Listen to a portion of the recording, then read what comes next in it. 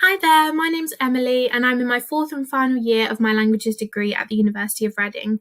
So I study German and Russian. So I've just been on my year abroad in Germany for the year, and now I'm back at Reading, and I'm going to show you a bit about what my day-to-day life is as a language student here at Reading. So we're going to start in RUSU. This is our students' union. It's actually one of the things that really drew me to Reading because of this. It's a really big union, and they have lots of events for social activities, as well as a great place to sit and study. As you can see, it's quite big. This is just a small section of it. We have a coffee shop here and lots of study space on the left. So it's a great place for a languages student to study just because it's a little bit busier than the library or our own private study building.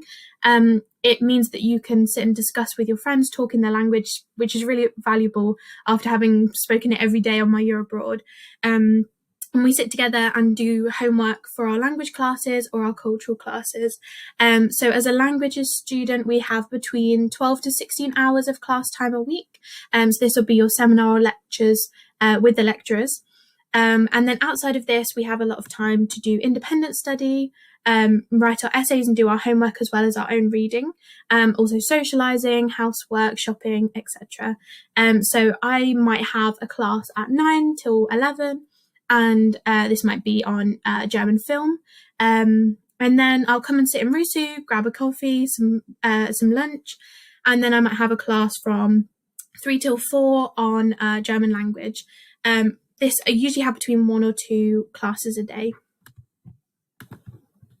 So we've just come up to the main entrance area of RUSU now, just to kind of see an idea of what I might do in my free time. Come to the Bagelman shop here and get some lunch, and we've got our own bookshop that stocks all the languages books that you'll need. So this is our main quad area of campus. So we've got this grass centre area with all the buildings surrounding it that you'll need as a languages student, which is great because if you've got time, if you've got 2 lectures either side, you've got time to get between them. And we have a lot of modules available at Reading for languages. I found this really great, the fact that I didn't quite know what I wanted to specialise in. So we do modules ranging from film, literature, linguistics. That's all within your own language. We also, of course, do the language module as well. And this kind of starts off quite basic in your first year. You'll cover a broad range of topics. So kind of in first year, we did a module on the history from 1945 to the present in Germany, which is really interesting because we didn't really cover this at A-level. So you get a lot of new knowledge in your first year. And then as you go on, you start to specialise a bit more. And then final year modules, you kind of really know where you're at. So I personally really enjoy the history modules. We do some shared modules with the history and politics department. So I take European history, studying race and feminism, for example, this year. Whereas last year I studied linguistics, I did poetry, I did cinema. So there was a lot of stuff to do. So straight ahead of you here, we have our Carrington building. This is where you can go for careers and student support. I found, especially as a language student, having so much communication skills, you really develop that on this degree.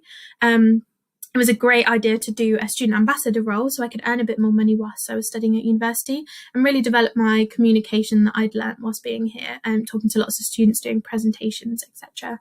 And then we have the Palmer building here, which is where you might have some seminar classes. So usually the language classes will be between 10 to 15 people. So it's not too big that you can't get a word in edgeways, but it's not too small that it's overwhelming as well. So you'll have your seminar classes in here usually. There is also a big lecture theatre as well. And then we'll just scroll around right to Edith Morley. This has also got a lot of seminar rooms and a big lecture theatre as well. So my lectures tend to be more with the shared department modules, and they might be up to 40 people, whereas the language and culture classes are a little bit smaller. So if we go inside Edith Morley, you can see we've got the Sackle Centre for Languages here. This has got a lot of our resources, so magazines, books, DVDs that we can use to study as languages students. So this is a dedicated space for us within the kind of university-wide building, which is great because we can come in here between lectures and sit and study. We might also have additional language classes. So I had a lot of Russian classes in here. And it's a really good idea to come and sit with some friends and do some more communication work in here. So back outside now, we also have the Miller building, which is behind Edith Morley. That's our own languages building, just been recently done up. And all the lecturers have their offices here, so you can go to them whenever. We also have our own academic tutors within the department, so they're always on hand to help you. So mine is my language professor, which is great because I can always go to her with any language needs or just any kind of student support advice. And we also have our own study space in Miller. We have our resources, so our books, and also the East German Archives. So I actually did a project in the East German Archives, working alongside my professor on her research, and I was able to now write about it in my dissertation in final year. So this is really one of the things that I found really special about our department, is that it's kind of really close knit. Everybody knows each other. We do a lot of kind of extracurricular events, informal and formal. So we do lots of talks from outside professors, but we'll also do lots of kind of celebration events together as well, just to kind of get everybody involved. But we can also work alongside the professors. So it's not so much a student-teacher relationship. It's more we're all colleagues. And we're all working together kind of on our education, which is a fantastic way of looking at it. And if we scroll further by as well here, we have the library, which has been newly refurbished since I've been on my year abroad, which is a great surprise to come back to. And this is where I'll go to do my essays. So we have lots of different forms of assessment on a languages degree. You'll have oral exams with your language module, but we'll also have essays with the kind of cultural modules and the history modules, presentations, group study events as well. So lots of different ways to get assessed, which is great because different people work in different ways.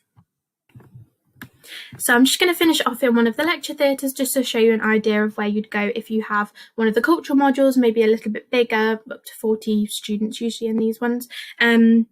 But as you can see, it's a great place to study languages. We've got so much on campus for us, so many resources and lots of space to study, a fantastic department who are always there to support you, and a fantastic time on your year abroad as well. So I really hope that this has helped in your search for universities and that you've got an idea of what our life is on campus as a language student.